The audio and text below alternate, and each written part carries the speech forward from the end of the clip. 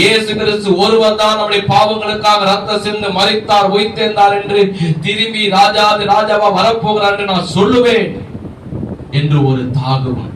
அதாவது சொல்றாங்க, ஜீவனுள்ள தேவனுடைய ஆலயத்திலே சந்நிதியிலே வந்து எப்போது நான் நிற்பேன், அந்த ஒரு தாகம். அல்லேலூயா. எப்படிப்பட்ட தாகம் பார்த்தீங்களா? அப்படிப்பட்ட தாகம் தான் நமக்கு இருக்கணும். ஏசப்பா கூட சிலுவையிலே மரிக்கும் போது 5வது வார்த்தையாக என்ன சொன்னாரு?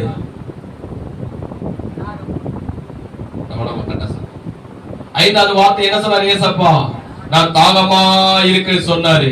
அவருக்கு என்ன தாகம்? அவருக்கு காடியிலே தண்ணீரை நிரப்பி கொடுத்தாங்க. ஆனா அவர் தண்ணியை குடிக்கல. குடிச்சாரா? இல்ல.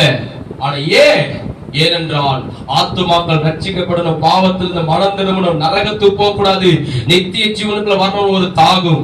இங்க தாவீது ராஜா சொல்கிறார், எனக்கு ஒரு தாகம், குடிக்கிற தண்ணி தாகம் அல்ல. எப்போது ஞாயிற்றுக்கிழமை ஓய்வு நாள் வரும், ஆலயத்துக்கு நான் போவேன், கர்த்தரை துதிப்பேன், கர்த்தரை ஆராதிப்பேன், கர்த்தருடைய வசனத்தை கேட்பேன், வந்து கர்த்தர் எனக்கு செய்த நன்மையை புற ஜாதிகள் மத்தியிலே சொல்லுவேன் என்று ஒரு தாகம் அவருக்குள்ளே. அது போலதான் இங்க கர்த்தர் சொல்கிறார், உனக்குள்ள எப்படி இருப்பது தாகம், அந்த தாகம் நமக்கு இருக்கணும். அது நிறைய உலகத்துல பாருங்க, எல்லாருக்குள்ள என்ன இருக்கு? தாகம். இன்னைக்கு பாத்தீங்கன்னா நான் யூடியூப்ல இந்த பிரசங்கம்லாம் கேட்பேன். அருமையான மோகன் சிலாசர் ஐயா பிரசங்கம்,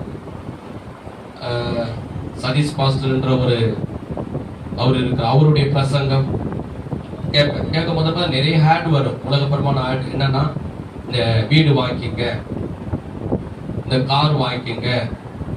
எனக்கு மட்டும் இல்ல, ஐயாவுக்கு வருதுன்னு நினைச்சுக்க போறீங்க, வீடு வருது, கார் வருதுன்னு. எல்லாருக்கும் செல்ல வரும், உங்க செல்ல கூட இந்த மாதிரி வச்சிருந்தீங்கன்னா வரும். எல்லாருக்குள்ள என்ன எண்ணம்? நம்ம நிறைய பணம் சம்பாதிக்கணும், நிறைய நம்ம வீடு வாங்கணும், நகை இன்னும் நல்லா வாங்கணும், இன்னும் கார் வாங்கணும், இன்னும் நல்ல விதவிதமா ட்ரெஸ் வாங்கணும். எல்லாருக்குள்ள எப்படிப்பட்ட தாகம்? நிறைய படிச்சு பெரிய ஆகணும், நிறைய டிகிரி மேல இந்த டிகிரி மேல அந்த டிகிரி மேல இத்தனை டிகிரி எடுக்கணும். எல்லாருக்கும் உலகப்புறமான காலத்தை அப்படிப்பட்ட தாகம். அது தவறு இல்லாத அவங்களுடைய தாகம். ஆனா ரட்சிக்கப்பட்ட தேவனுடைய பிள்ளைகளுக்கு, ஆண்டவரை நேசிக்கிற நமக்கு எப்படிப்பட்ட தாகம் இருக்கணும்? இந்த தாவீது ராஜா சொல்லுகிற தாகம் நமக்கு இருக்கணும். ஒரு ஆவே சொல்லுவோமா?